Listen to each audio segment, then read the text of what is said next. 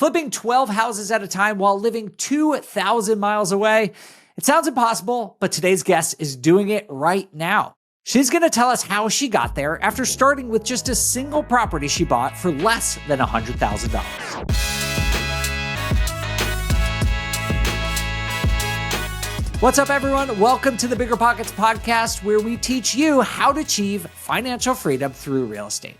I'm Dave Meyer, head of real estate investing here at BiggerPockets. Our guest on the show today is Dominique Gunderson, an investor who focuses on flips in New Orleans, but lives a location-flexible lifestyle, traveling around the country in an RV. Dominique was previously on the BiggerPockets podcast back in 2022. It was episode 587. And at that time, she was about 3 years into her flipping career and was already doing 5 or 6 projects at once. Super impressive at that point. But today, we're going to hear about how she's scaled up even further. She's doubled that volume of flips, even while managing her business from across the country. We'll also talk to her about why she's added a rental property portfolio in addition to her already successful flipping business. This is a very fun conversation. I think you're going to learn a lot. So let's bring on Dominique. Dominique, welcome to the BiggerPockets podcast. Thanks so much for being here again. Appreciate it. Yeah, thanks so much for having me back. I'm really looking forward to diving into some fun topics today. Yeah, you have such a cool story and approach to investing. Can you just give us a little bit of background for those who haven't heard your previous appearances on any of the BiggerPockets podcasts?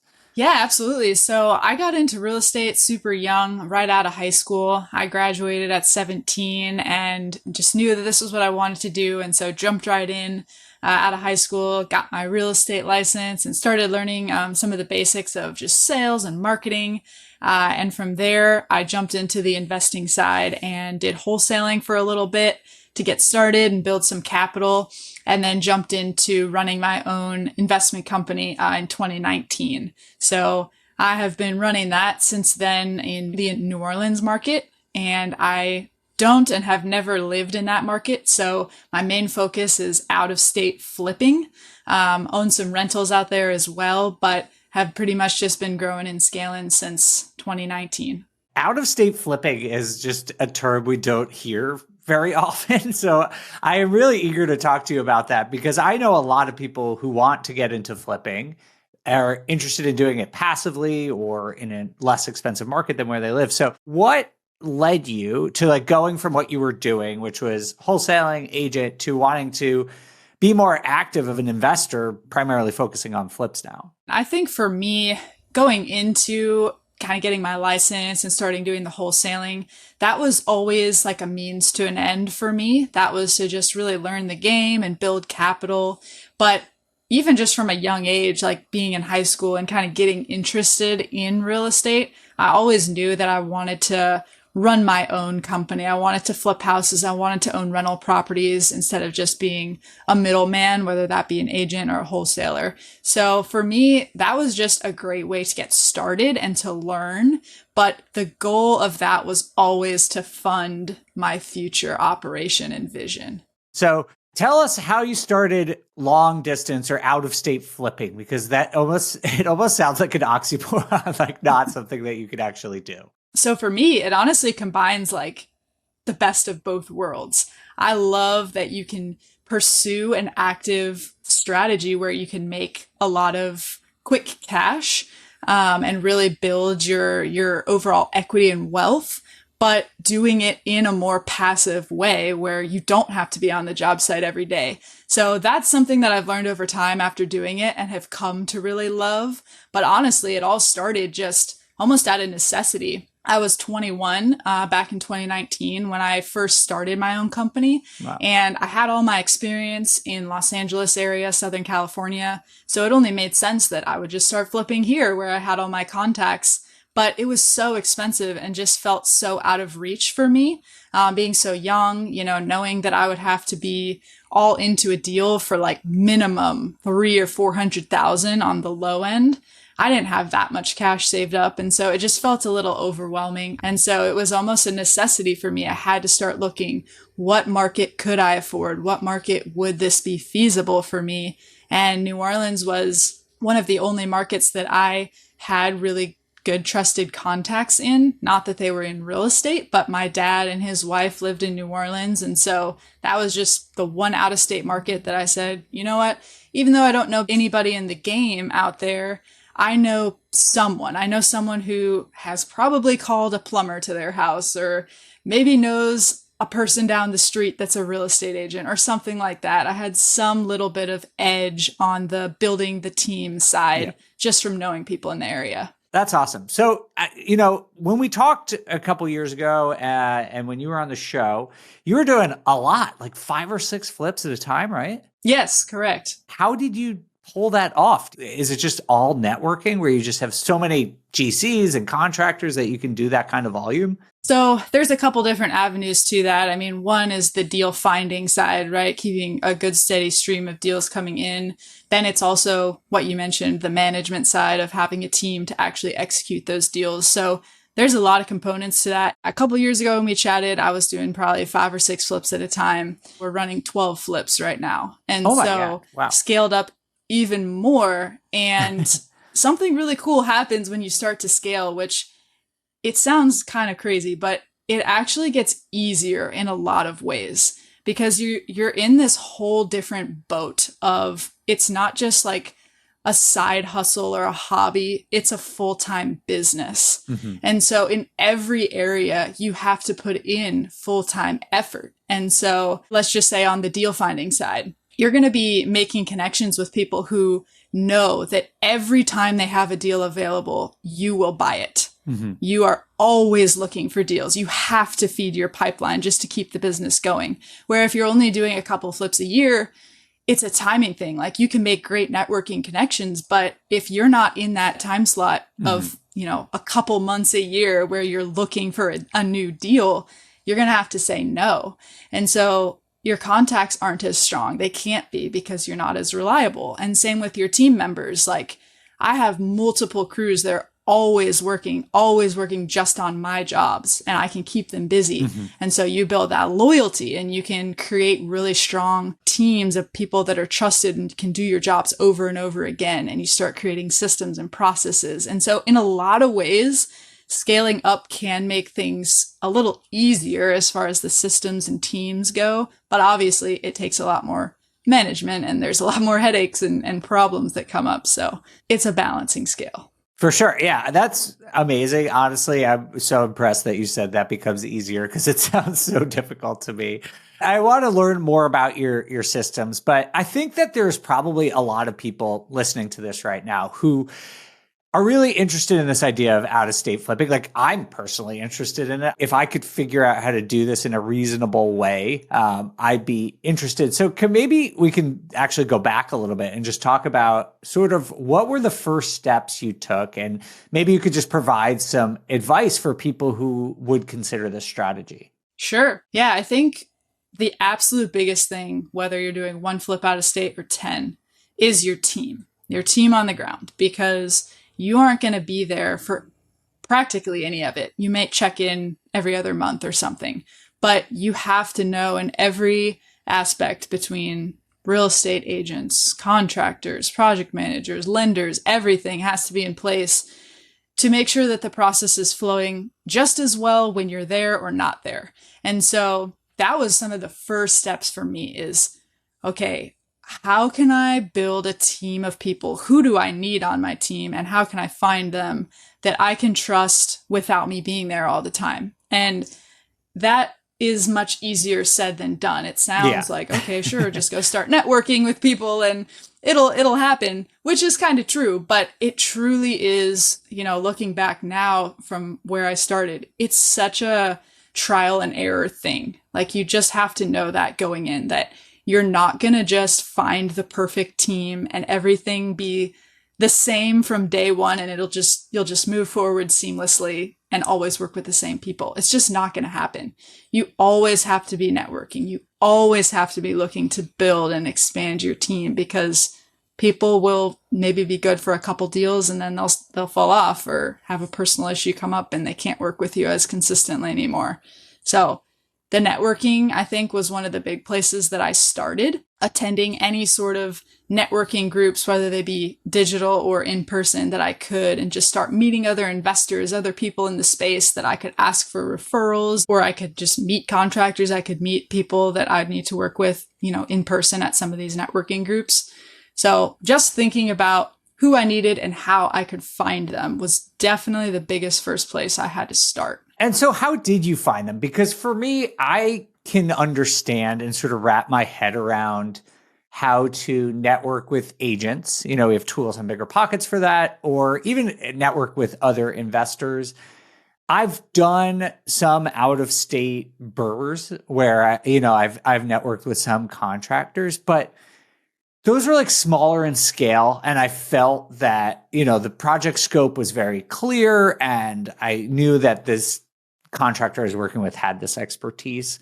But how do you even go about networking with GCs in another city? Were you going to New Orleans frequently? Yeah, it's funny to say, but I think it can be simpler than you may think. It's obviously easy in your own market because you can just meet people randomly, like you said. But yeah, I always had somewhat of a presence in New Orleans. Today, I go there at least once every other month for 5 days to a week just to kind of check in and meet people face to face. So there's always opportunities when you're there in person, but there's so many online groups even that you can join today. Like for me, the Facebook groups in the local New Orleans market are really a big thing. Like there's a lot of great investing groups. And like you mentioned too, BiggerPockets stuff. Like there's always different groups that you can kind of join and get in to just get the conversation started with people. You may not necessarily meet the contractor that you're looking for, but you might meet someone who's like one step away from getting you to that introduction. But I've met some of my contractors super randomly. Like some of them have literally just been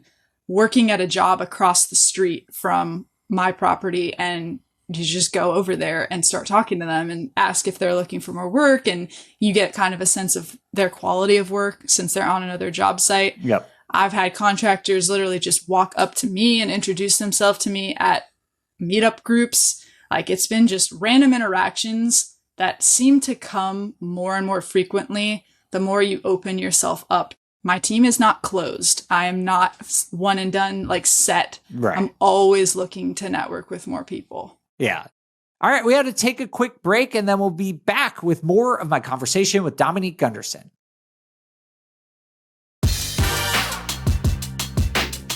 We're back talking with Dominique Gunderson on the BiggerPockets Real Estate Podcast.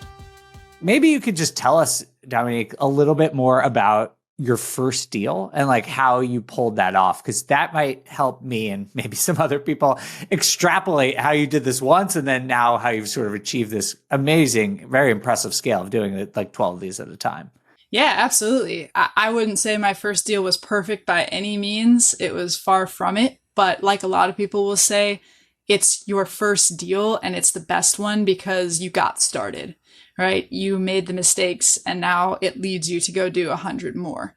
So my first deal, I bought on the MLS, nothing crazy or fancy about the strategy to find it. Paid $51,000 for the house. Wow. And ended up putting in about $45,000. We were all in like just under $100,000 for the house. And only sold it for $115,000. So after like realtor fees, closing costs, stuff like that, hardly made anything, made a little bit of profit, but not much on the deal.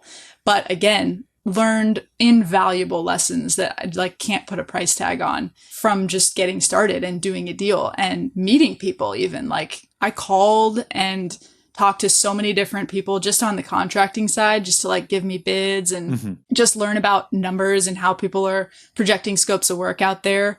And even though I didn't use all of them, like that already gave me a bunch of different sets of numbers of how to analyze rehab costs and what things are going to cost. And funny enough, even one of the contractors who gave me a bid on that first house that didn't do the job, I reconnected with later down the line, and he did probably like 30 flips for me thereafter. Wow. So you get started somewhere. You have an actual property where you're actually doing something with it. And that's your in to start making a lot of these connections. You know, you have something you can talk to people about that you're actually working on. You have a property, you can ask different agents to come walk and like, what can I list this for? You know, you're making relationships, and same on the contracting side. So that was my first flip. Again, so far from perfect, but such a great starting point. That point about having something tangible to like center your conversations around is so important. I've stumbled into that as well. Like just talking to a contractor about some theoretical property or like, do you want to work together? It's like, yeah, of course I want to work together, but not having something to point to, like, can you do X job? Like, can you do this job by this date? It really adds a sense of urgency and tangibility to a conversation that I think makes the relationship move a lot faster. So I think that's great advice. That deal seems great, relatively cheap, buying it for 50, 60,000. Now, fast forward to today when you're doing 12 of these. Can you tell us a little bit about what your average deal in this kind of market looks like? Today, I'm kind of buying in two different buckets. One would be the more entry level price point, which is more similar to that deal I just described to you, my first deal. And that would be anything that's worth, when it's done, 200,000 or less. And so those are a lot of the deals that I keep for rentals and do the BRRRR strategy on because they have good cash flow numbers at that price point. Sometimes I'll flip them if it has like a really good spread. And then the other bucket of deals I'm buying are the ones that I'm more so fixing and flipping. And those are the slightly higher end ones. Some of them have a like 300K-ish resale value, but more so they're in the 400 to 500K resale value. Okay. Where you're purchasing it between like 200 and 250 and putting in like 80 to 100. So those higher end ones are more so what I'm flipping right now. What's your average margin then on these kinds of deals? So the target is always 15% return on investment. Okay. So 15% of what I put into the property. Now, obviously, sometimes you make 10, sometimes you make 20, 25, but target for me is always 15. Okay. That's quite good. And how long are these deals taking you? That's super dependent on the market right now. I have some that still sell in your average 30 to 45 day timeline, and we're all into the deal from start to finish in 5 or 6 months. And I have some deals right now that the market's slow and it's just taking several months on the market just to get an offer. Really? And so some of those deals are taking more like 8 to 9 months start to finish to be done and sold. And has that changed your approach? I assume if you're continuing to do them, that they're still profitable enough to the point where you're taking on the same volume of deals as you were maybe a year or two ago, or are you trying to scale up more? I like this range. It's a good enough scale to where you're doing a lot of volume. You're able to keep your teams busy and keep people loyal to you, but it's not so big that I'm trying to do like 100 deals a year. It is just super unmanageable. And I have to make a bunch of partnerships and have W-2 employees and stuff like that. So my goal isn't to necessarily get that big, but right around this range of having, 12 to 15 projects at a time, mostly on the fix and flip side, and kind of keeping the best ones for long-term rental properties. Awesome. Wow. And that's incredible. Congratulations on all the progress you've made in just a couple of years. I'm actually curious though, you said that you're holding some rental properties. What led to that shift? I think that's something that's always been a goal of mine from the beginning as well. And It was more a capital and experience thing. The more deals that you're doing, and you don't necessarily need to flip so many per year in order to just pay your bills and live off of the income. You can kind of start thinking about holding some of the better ones for longer term rentals. And so buy properties and let the tenant pay down your mortgage for 30 years. And I'm still pretty young. So for me, that's a decent strategy to be, mid 50s to 60 and have a bunch of properties that are now paid off. And that can be something that I retire on. How are you choosing which ones you're flipping versus holding on to? If you're sort of, it sounds like going through somewhat of a similar process, at least on the front end of the deal. I pretty much will hold any deal that does pencil as a rental. So in my market, there's a lot of deals that pencil as flips because you may not have quite enough margin in the deal to pull out all of your capital and make it like a perfect burr. Mm-hmm. But you still have a really nice profit margin for a fix and flip opportunity. Or, it might be in that slightly higher end price point that I mentioned before, where even if it was a perfect burr, you could pull all your cash out. It just wouldn't rent for enough to cash flow and make any positive cash flow. So for me, like any property that is in a price point where I can realistically pull out almost all of my cash or all of my cash with a cash out refinance and it still cash flows at least a couple $100s a month, I will always keep it as a rental. And how are you sort of managing the capital side of that then? Is it just making it more complicated for you, like in terms of getting different loans and managing your inflows and outflows of cash? Because I would imagine that it's just adding a whole layer of complexity in another sort of business line. Definitely. It's different and has different components for sure. On the fix and flip side, and even the burr side a little bit, up front when I'm buying the properties for cash and renovating with cash, I pretty much exclusively use private money. So these have just been people that I've connected with over the years that have cash and want to invest passively. They act just like a bank, just like a normal lender, but they're just a private individual. So I'll use those types of loans to purchase the properties and renovate them. And then if it's going to become a rental and hold it long-term, we put long-term financing with a 30-year mortgage. That would be the cash out refinance. Once the property is fully stabilized and rented out, we'll put that long-term financing on the property and use the money that you get from the cash out refinance to pay off the private lender. So that way it's just me left on the mortgage, and you're dealing more with just a institutionalized bank or lender that you're making the mortgage payments to every month for a 30-year mortgage. Dominique, I want to ask you more about how you were able to scale this business with a bigger team and more systems in place. But first, we need to take another quick break.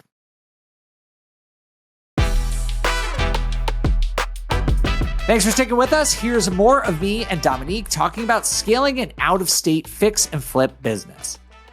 I want to get back to some of the stuff that you talked about earlier with achieving this level of scale. You obviously talked about systems, you talked about teams, but can you tell us a little bit about like the order of operations? Because I'm curious, sort of, you can't do everything at once. Like, what are some of the like first steps? When you said, I want to go from 5 or 6 deals at a time to 12 that you're doing now, who are the people you brought on and what systems, what software, what other tools did you need to bring on in order to ramp up each subsequent deal? I will warn you with this question. I am a very simple person. I'm not one that has like all the fancy softwares and systems put together and built out all these, different apps and stuff that we're using. I'm pretty simple. I keep a lot of, things on spreadsheets and like just simple, like easy tools that anybody can build and do. But from an operations standpoint, what it looks like, and this is a big mind shift that I had to make from going from like 5 to 6 to 10 to 12, is you have to build out your teams. So when you're doing maybe like 5 at a time, it's actually probably more beneficial to find one great team, one great set of everything, and just feed them as much business as you can. Keep them loyal. You can probably have a contractor because the projects are going to be at different stages that can handle that much volume. Same with the real estate agent, same with the lenders, like everything. You can probably find one great team and really keep them loyal and hone in on them. Mm-hmm. But when you scale up, you just can't. It becomes way too much and too overwhelming for just one great set of people. So you really have to shift to that mindset of like, okay, my team is built, everything's closed, to what we were talking earlier, where you're always looking to build new teams. You're always looking to improve. Who else can I start working with and how can I make my teams better? Because you have multiple open slots for every position. And so there's just more opportunity to like refine, and really work with the best of the best. So for me, like what that looks like is I have a couple of GCs who run all my projects. So I don't work directly with any subs. I just work with a couple of GCs who are managing everything on the ground. And that just keeps things a lot more streamlined too, even just on the accounting and like invoicing side. I'm just getting 1 to 3 bills throughout the projects, pretty much like larger chunks. They're keeping track of receipts and buying materials and things like that. So it just keeps things really streamlined. I just have one point of contact that I can keep in touch with daily or every other day to get updates on the jobs. And each of those GCs are managing 3 to 5 different projects all the time. And then I have a project manager role. At times I've had like 2 people in this role, but I think even with a larger scale, you can probably just keep 1 person in this role. But this is somebody who is kind of like a third party to all of the other roles. They're not just your contractor, just your agent. You know, they're not specialized in one thing. They're just doing any and all tasks that might come up on a day-to-day basis. So it might be making deliveries, it might be putting up a lockbox, it might be turning on utilities, like anything. It could be just, I'm sending you to the property to get me update photos and videos so that I can keep a tab on what's going on, or clean up if it's a vacant house that's been listed a couple weeks, like sweep the floors and stuff like that. So it could be anything. Does that person work exclusively for you? No, I've had a few different people in this role and it's usually been kind of part-time. Okay. So I've typically worked with people that are within the real estate space, like doing something else within the space, and they're just looking for some like side part-time work. So I guess that role seems super crucial to me because, you know, you always have a contractor who, yeah, they're on your team, but they also like, you know, they run their own business. And so Right. I feel like it's kind of essential to have sort of a neutral party in there who's like works for you and can report back on the real state of things. And like, not that people are being dishonest, but like it's helpful to have someone who is looking at every deal through your perspective, not just like hearing it filtered through the lens of an agent or a contractor who are probably trying to do the right thing, but just like have their own perspective and biases. Absolutely. And yeah, just having more eyes on things is always helpful because people see different things, you know, and it's just kind of like a checks and balance system for keeping tabs on things, like you said. I can't tell you how many times we've done a final walkthrough with the contractor, like the project's done, it's ready for photos. And then I send my project manager through and I get 10 more pictures of touch-up things that need to be done, you know? Right. Yeah. So just having like the extra set of eyes is super, super important. So how has this changed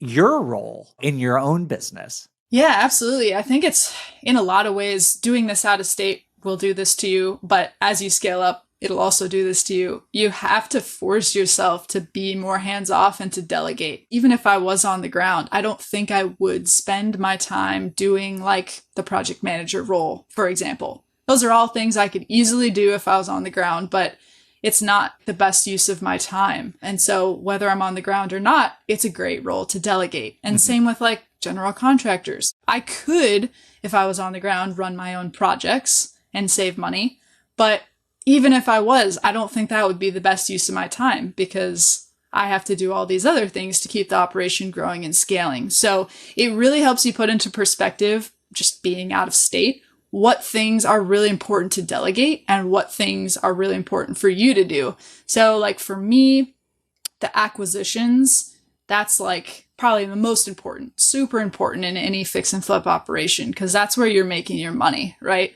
Or if you make a mistake, it's probably made there. Once you bought the deal for a certain price, if you were wrong about anything, like you can't fix it.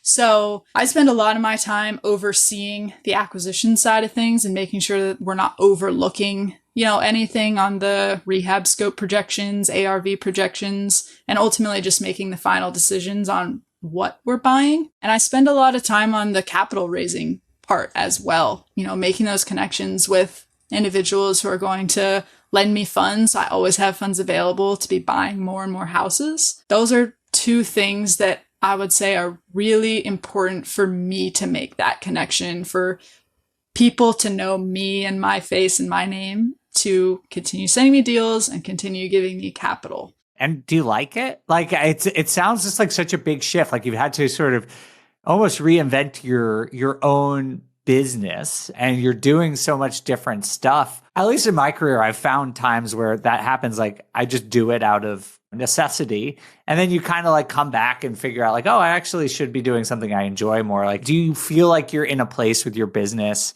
that's sustainable and that you're enjoying?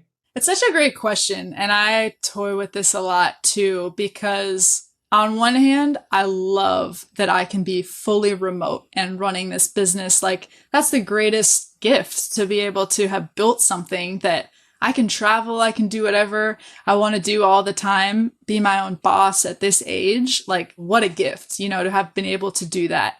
And so I love that aspect of it. But at the same time, when I do get to spend time in New Orleans and I go to the ground and I'm present, I'm like, wow, this is so cool. Like to be here, it's fun. To walk my own jobs and and to see what's going on. Like you really feel like you're actually a part of it instead of just kind of running this remote thing from somewhere else and not hands-on seeing it. But ultimately, I think for me, it makes my business better, I think, for me to not be there, to be honest. Interesting. Yeah. It does. The part that has forced me to delegate and to bring on really strong team members that are great in each individual role, I think has made my business better, instead of me trying to like do things that I'm ultimately not best at and then just be kind of mediocre across the board. I resonate so much with what you said. I understand the feeling of it making you better. When I moved abroad, I had sort of the same experience. It's just this forcing function where you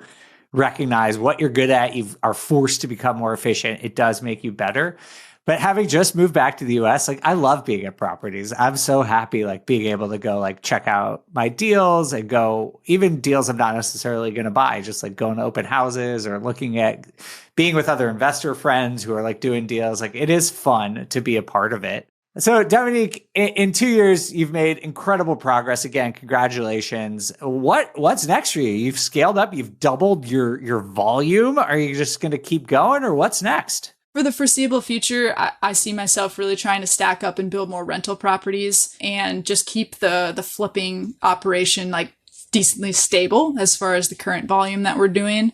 And hopefully just continuing to build relationships to getting better, more consistent deal flow, continuing to make sure that we're on top of the renovations and we're refining, like making better design decisions so that we sell faster, and how can we cut our reno budgets back. So efficiency is the overall goal, I think, right now.